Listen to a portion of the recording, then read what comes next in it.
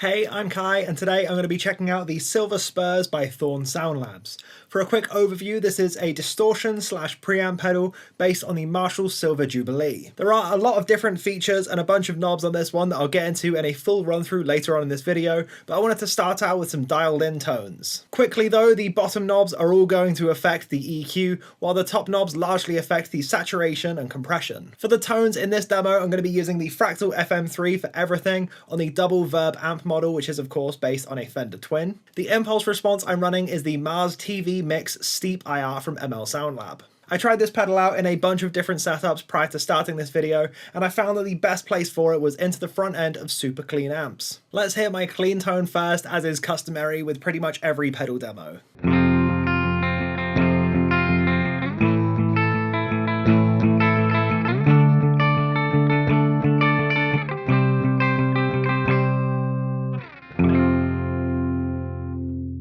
Now I'm going to engage the Silver Spurs dialed in for a mid-gain crunchy sort of thing.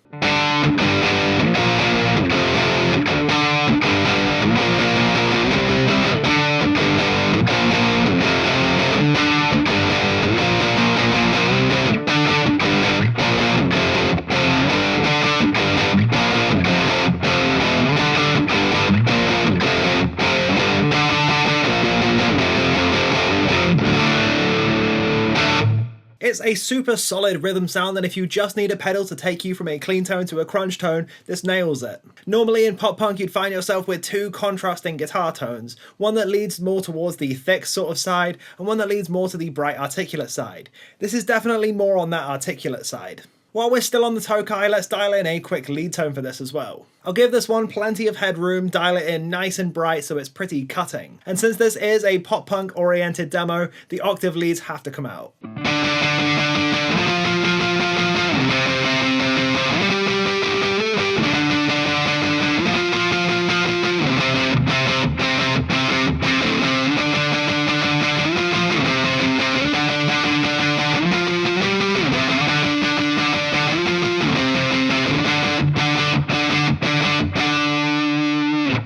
I'm going to move over to some high gain stuff now, so I'll swap guitars out from my Tokai to my PRS S2 in drop C. This way I can get some more of that easy core-esque modern rhythm kind of pop punk. I've dialed the Silver Spurs in a little bit thicker here, but it should still retain that sparkle.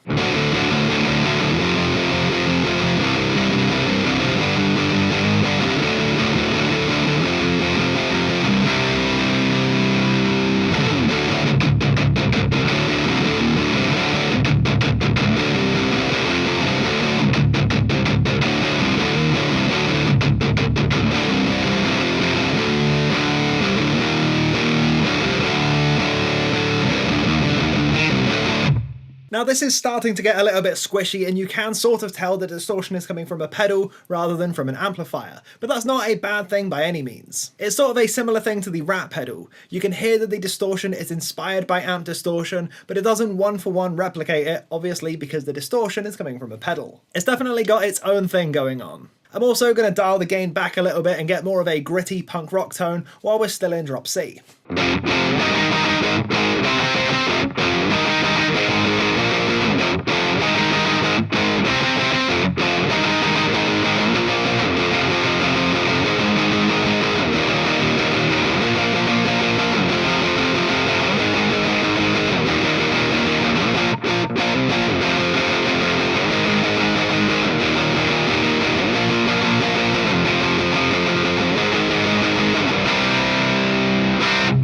For the last of the dialed in guitar tones, I'm going to switch over to my Balaguer Espada and we'll do some single coil stuff. I'm going to go for a pushed clean kind of thing here. We don't want to distort the amp too much, we just want to add a little bit of sizzle on top. I'm going for the kind of tone that would work well with some extra effects, so I'm going to add in a delay from the FM3. Let's hear this one dry first so that we can really hear what the pedal is doing.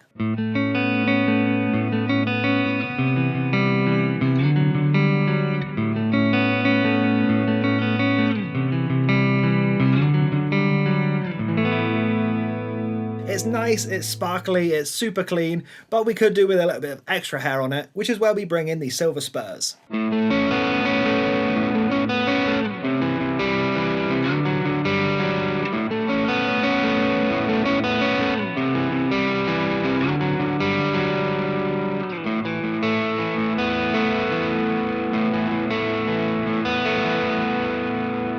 Alright, so before I get into the run through section, I do want to mention I have a Tom and affiliate link in the description box down below, so if you did want to purchase the Silver Spurs for yourself, please do so through my link, as it gives me a little bit of kickback without costing you a penny. Now I'm going to break this pedal down and show you how it all works and what it's doing. The gain and volume knobs are pretty self-explanatory and pretty straightforward, so I'll leave everything else on noon and we'll have a play around with that to see what sort of range we have.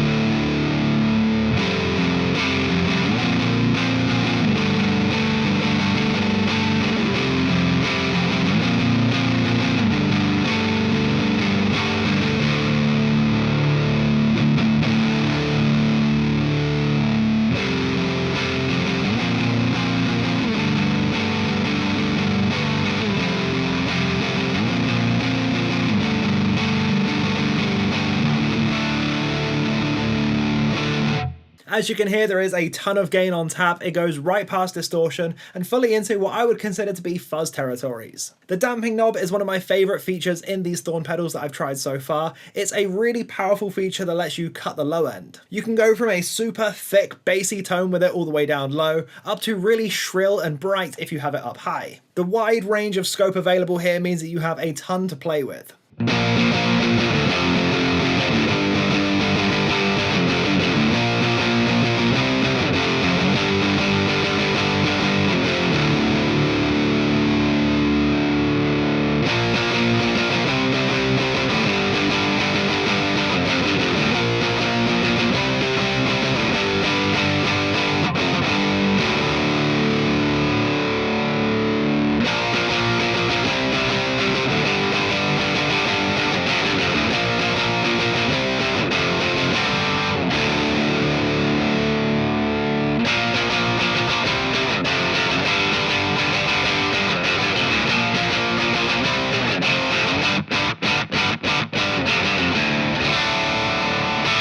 Obviously, with single coils like this, you probably wouldn't want that damping knob all the way up, but as I said, it's got the perfect amount of range to it, where you can really use it with anything. Now, the headroom knob is a little bit confusing to work with at first, since it's sort of backwards to how you would expect it to be. At higher settings, it'll be more compressed and more distorted, whereas at lower settings, it'll have more headroom and typically be cleaner. I noticed with both the Silver Spurs and the Thorn Bad Cash that I demoed previously, that if you have the headroom super low, you end up getting an almost gated, clean blend kind of sound.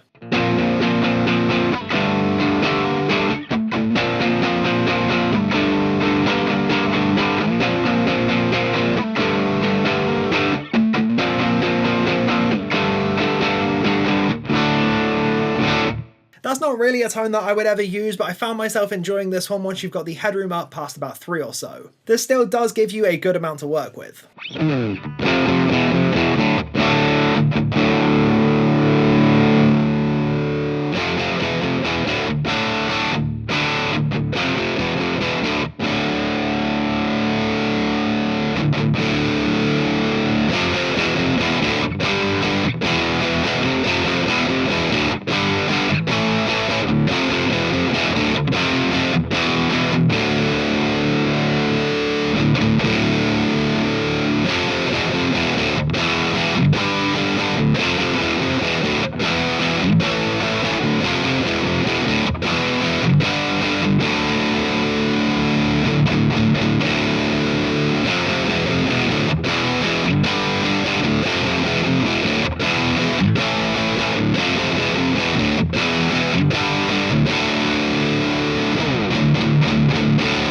With it all the way up, you do start to get into really thick, gainy territories, and I like that that's available on this pedal, but I don't usually turn it all the way up on this. I found myself quite liking it more tipped towards the lower headroom side. Now we are onto the EQ section, and for this we have a 3-band active EQ, which means that all frequencies are able to both cut and boost, and we also have a presence control for the ultra high end. I'll sweep through these very quickly so that you get a general idea of how you can use them.